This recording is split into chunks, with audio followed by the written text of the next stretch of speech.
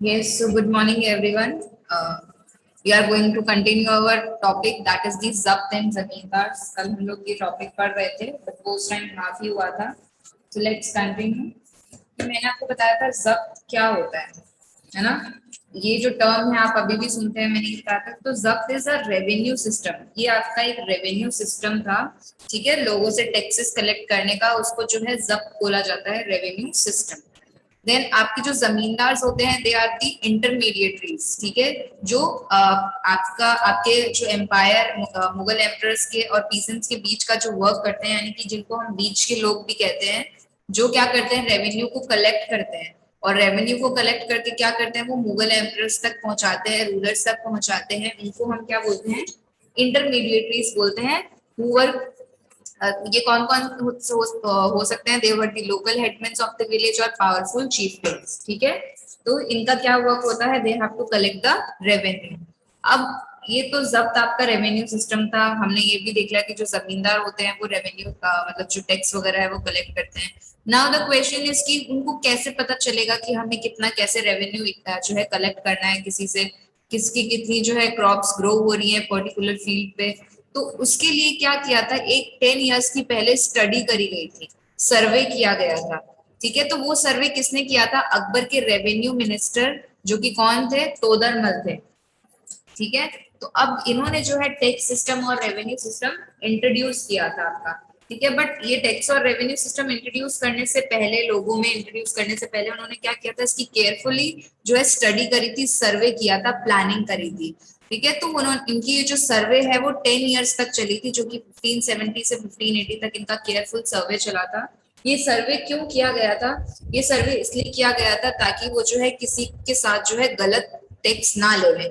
अगर वो गलत जो है टैक्स ले लेंगे तो पीजेंट्स को प्रॉब्लम आएगी। पीजेंट्स को प्रॉब्लम आएगी तो वो क्या करेंगे, उनके किंग के ऊपर से उनका भरोसा उठ जाएगा। तो सब जो प्रॉब्लम्स थी एक दूसरे से कहीं ना कहीं इंटरलिंक थी, ठीक है। तो उन्होंने जब सर्वे किया तो उन्होंने क्या क्या चीजों पे सर्वे किया, ठीक है, कि किस जगह पे कितना प्रोडक्शन होता है, because according to the production जो है वो लोग टैक्स लगाएंगे। प्लस और उन्होंने क्या किया कि एरिया कितना कल्टीवेशन हो, कि उस पर्टिकुलर एरिया में कितना कल्टीवेशन हो रहा है, कितना नहीं हो रहा है। अगर अच्छे से कल्टीवेशन हो रहा है, पूरी लैंड पे क्रॉप्स उगाई जा रही है, तो हम उसके अकॉर्डिंग जो है आपका टैक्स चार्ज करेंगे। और अगर सिर्फ हाफ लैंड पे कल्टीवेशन हो रहा है तो हम उसके अकॉर्डिंग टैक्स चार्ज करेंगे। प्लस जो आपकी जो क्रॉप्स हैं, कैसी क्रॉप्स वहां पे पर्टिकुलरली ग्रो हो रही है, तो हर क्रॉप्स के डिफरेंट डिफरेंट रेवेन्यूज जो है डिसाइड किए गए थे ताकि लोगों को प्रॉब्लम ना आए, ठीक है। तो ये सब पहले जो है सर्वे किया था, किसने किया था, अकबर के रेवेन्यू मिनिस्टर जो कि तोदरमल थे, ठीक है। ये बहुत ही खास थे अकबर के। देन दिस जब्त system carried out in the area under the administration of Mughal. कि ये जो जब्त सिस्टम है ये हम किसके अंडर में पढ़ रहे हैं, मुगल के अंडर में पढ़ रहे हैं, ठीक है। तो ये ये जो सिस्टम है वो किसने कैरिड आउट किया था, किसने स्टार्ट किया था, मुगल एडमिनिस्ट्रेशन ने जो है कैरी किया था, ठीक है। सो ये जो है मुगल एडमिनिस्ट्रेशन के बहुत सारे जो भी उन्होंने अपना जितना भी एक्सपेंशन किया था वहां वहां पे, तो क्या कर रहे थे, अच्छे से जो है केयरफुली अकाउंट्स वगैरह कितना किससे जो है आपको टैक्स लेना है वो सब अच्छे से एक्सेस कर रहे थे और उनसे ले रहे थे, ठीक है। बट क्या था, कुछ जगहों पे जो ये पॉसिबल नहीं हो पा रहा था, कुछ प्रोविंसेस पे, कुछ जगहों पे, कुछ एरियाज पे ये पॉसिबल नहीं हो पा रहा था प्रॉपर कलेक्शन ऑफ टैक्स वगैरह, ठीक है। तो वो कौन कौन से एरियाज थे जो मुगल एम्पर के अंडर में थे, that is the Gujarat and Bengal. बाकी सब जगह पे उनका अच्छा वर्क चल रहा था अकबर का, वो अच्छे से एक्सेस कर रहे थे, अच्छे से जो है टैक्स वगैरह कलेक्ट कर रहे थे। बट दो जगह ऐसी थी, गुजरात एंड बंगाल, वो क्या हो रहा था, बिकॉज ये गुजरात एंड बंगाल जो है बॉर्डरिंग एरियाज पे आता है ना। तो इसलिए उस टाइम उन लोगों को प्रॉब्लम आ रहा था, वो प्रॉपर यहाँ पे एडमिनिस्टर नहीं कर पा रहे थे, प्रॉपरली यहाँ के जो है सिस्टम फॉलो नहीं कर पा रहे थे, because they were on the bordering areas. Because वो कहाँ थे, बॉर्डरिंग एरियाज पे थे, गुजरात एंड बंगाल, इसलिए वो वहां पे अच्छे से एडमिनिस्टर नहीं कर पा रहे थे, ठीक है। अब क्या होता था, जमींदार के पास पावर्स थी, तो जमींदार के पास जैसे जैसे पावर आ गई थी तो वो चीजों को एक्सप्लॉइट करने लगे थे, ठीक है। वो क्या कर रहे थे, लोगों से ऐसे अलग से ही जो है रुपए खाने लग गए, है ना। तो इससे भी जो है बहुत सारी प्रॉब्लम आई थी। तो इसकी वजह से भी क्या हुआ, लोगों ने जो है मुगल एडमिनिस्ट्रेशन के अगेंस्ट क्या किया, रिबेल किया, रिवोल्ट किया, ठीक है। अब क्योंकि क्या करते थे मुगल एडमिनिस्ट्रेशन, मुगल ऑफिसर्स जो यानी कि जो जमींदार होते थे वो लोगों को पीजेंट्स को परेशान करते थे, उनसे एक्स्ट्रा रुपए लेते थे। ठीक है, तो उनको तो क्या लगता था पीजेंट्स को कि इनडायरेक्टली क्या है, कहीं ना कहीं किंग या एम्परर ही इनको कुछ करने के लिए बोल रहा है। बट उनको ये नहीं पता था कि जो जमींदार हैं और जो किंग है और वो जो पीजेंट है, यानी कि इन लोगों का जो कनेक्टिंग है वो कौन कर रहा है, जमींदारी से ही हो रही है ना, जमींदार से हो रही है। क्योंकि किंग जो खुद तो पीजेंट्स के पास जाएगा नहीं, तो वो जो भी होता था जमींदार को बोलता था, जमींदार पीजेंट्स को बोलते थे। ठीक है, तो उनको ये लगता था कि ये जो कर रहे हैं, एक्स्ट्रा जो हमसे रुपए ले रहे हैं, एक्स्ट्रा जो टैक्स पे करवा रहे हैं, वो जरूर इनको किंग ही बोल रहा होगा, यानी कि मुगल एम्परर ही बोल रहे होंगे। बट ऐसा नहीं था। ठीक है, तो जमींदार ऑफिसर ने बहुत सारे जो मुगल ऑफिसर्स थे उन्होंने बहुत परेशान किया था पीजेंट्स को, जिसकी वजह से वहां के लोगों ने रिवोल्ट किया था किसके अगेंस्ट, मुगल एम्पायर के against, from the end of 17th century. ठीक है, लास्ट में आते आते 17th सेंचुरी के एंड में क्या हुआ था, लोगों ने रिवॉल्ट करना शुरू कर दिया था। ठीक है, रीजन क्या था, बिकॉज जो मुगल ऑफिसर्स थे वो लोगों को परेशान कर रहे थे, पीजेंट्स को परेशान कर रहे थे। तो उससे क्या हो रहा था, एक ही कास्ट के जो पीपल या पीजेंट्स वगैरह थे वो मिलके क्या करते थे, मुगल अथॉरिटी के अगेंस्ट रिबेल करना उन्होंने शुरू कर दिया। तो इस तरीके से जो आपका जब्त एंड जमींदार वाला जो सिस्टम है वो चला था। But at the end of the 17th century के आते आते, यानी कि आप ये मानो कि ये औरंगजेब का टाइम था, कि लास्ट में आते आते सब जो है खराब हो गया। ठीक है, so this is all about the Zabt and Zamindar. Now our next topic is Akbarnama and Aine Akbari। अब ये क्या है, ठीक है, अब हमने पढ़ा था कि लास्ट में हम जो है थोड़ा सा अकबर की पॉलिसीज के बारे में क्लोजर लुक लेंगे। ठीक है, तो ये अकबरनामा और आईने अकबरी में क्या था। ठीक है, so Akbar ordered one of his close friend courtiers Abul Faizal to write a history of his reign, यानी कि उन्होंने अकबर के एक फ्रेंड थे, ठीक है, जो कौन थे, अबुल फजल थे। उन्होंने उसको क्या बोला था कि तुम मेरे टाइम पीरियड की, मतलब यानी कि तुम हिस्ट्री लिखो, तुम मेरे बारे में कुछ लिखो इसमें, जो अभी जो टाइम पीरियड चल रहा है, यानी कि अकबर के टाइम पीरियड की चीजें उसने लिखी थी। ठीक है, अब अकबर ने जो है 3 वॉल्यूम्स लिखी थी, यानी कि 3 किताबों में जो है उस 3 बुक्स में या 3 वॉल्यूम्स में उसने क्या हुआ, अकबर की जो है हिस्ट्री को डिवाइड किया।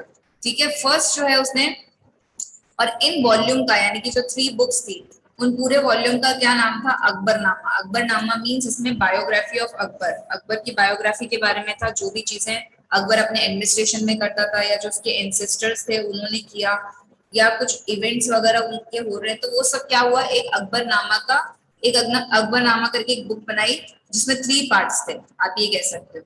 ठीक है, तो the first volume deal with the Akbar ancestor, first जो वॉल्यूम था यानी कि फर्स्ट जो बुक थी उसमें अकबर के एंसेस्टर्स, उनके बड़े बुजुर्गों के बारे में था।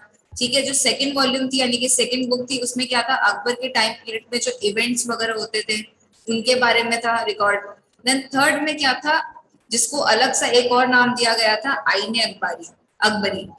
सो ये जो है इसमें क्या होता था, ये आईने अकबरी में क्या था, इसमें क्या चीजें आती थी, इसमें अकबर के एडमिनिस्ट्रेशन से रिलेटेड, उसके हाउस होल्ड से रिलेटेड, उसकी आर्मी, उसके रेवेन्यू, उसने कहाँ तक अपना जो रीजन जो एक्सपेंड किया है, प्लस उस टाइम के जो ट्रेडिशन एंड कल्चर्स जो लोग फॉलो कर रहे थे इंडिया के, ठीक है, उस टाइम पीरियड में।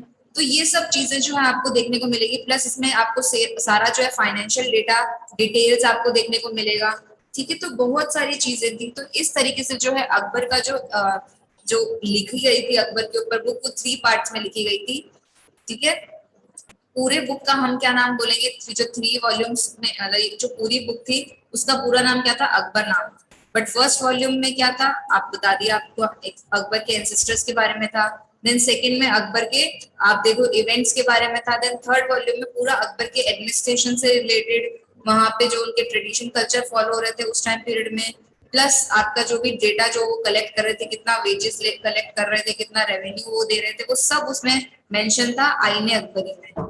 ठीक है, ये थर्ड वॉल्यूम का नेम है आपका।